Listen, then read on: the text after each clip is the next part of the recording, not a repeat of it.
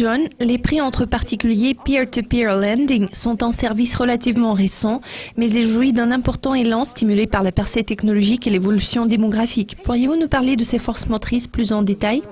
Ces forces sont généralement couvertes par de grandes institutions, surtout en Angleterre, et je me spécialise dans le marché anglais. Alors, je peux vous citer l'exemple de l'Angleterre pour vous donner une idée générale. Les gens avaient établi des relations avec leurs banques et lors de la crise des années 2008-2010, les banques avaient brusquement cessé de communiquer avec leurs clients, à la fois individuels et corporatifs. Cela a entraîné une lacune sur le marché.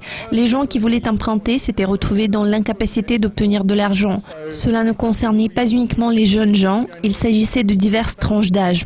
Les investisseurs, eux, ne pouvaient pas obtenir un bon rendement sur leur argent. C'est ainsi que cette lacune a été comblée. Dans ce but, les entrepreneurs se sont adressés aux spécialistes en informatique pour que ces derniers développent des plateformes électroniques permettant aux investisseurs de nouer le contact avec les emprunteurs.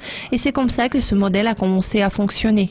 Parlons des consommateurs. Vous avez tendance à évaluer la fonctionnalité des transactions en ligne. Cela conduit à ce que les clients deviennent moins fidèles à leur banque. Est-ce l'objectif primordial du peer-to-peer lending? Cela ne fait pas plaisir à entendre. Je peux dire que cela est complètement faux. Désolé.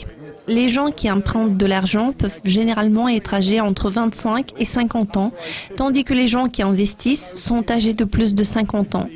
Les montants empruntés sont généralement très élevés. Je tiens à souligner que les prêts aux entreprises sont beaucoup plus importants que les prêts aux particuliers. Le montant d'emprunt moyen aux entreprises dépasse 1 million d'euros. Ce prêt est normalement garanti par 10 investisseurs différents.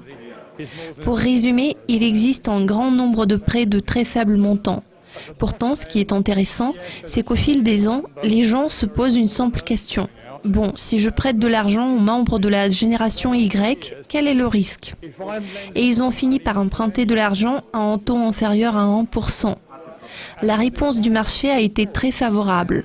Les fonds ont été remboursés aux investisseurs et nous pouvons constater que c'est un marché bien robuste et très sain en ce moment. À l'heure actuelle, plusieurs institutions financières sont en train d'évaluer les changements qui se profilent à l'horizon. Le modèle de pair à pair a le potentiel de secouer le marché. Alors, les institutions financières devraient-elles coopérer ou rivaliser avec les plateformes de prêt entre particuliers? Si une institution se veut visionnaire, comme c'est souvent le cas, il y a deux choses à prendre en compte. RateSetter est l'une des grandes plateformes de pair à pair. Cette année, ils ont recueilli 11,5 millions pour leur plateforme de la part des institutions. Donc, les institutions investissent dans ces plateformes. Les plateformes prêtent aux autres entreprises prêteuses et aux particuliers. Ainsi, plusieurs institutions se disent satisfaites de cette évolution. Elles se disent que c'est une opportunité intéressante et décident d'y investir. Ils sont de plus en plus nombreuses à investir dans ces plateformes. Si elles sont vraiment visionnaires, elles le font. Il est assez amusant de constater que de grandes banques préfèrent ne pas s'impliquer dans ce processus.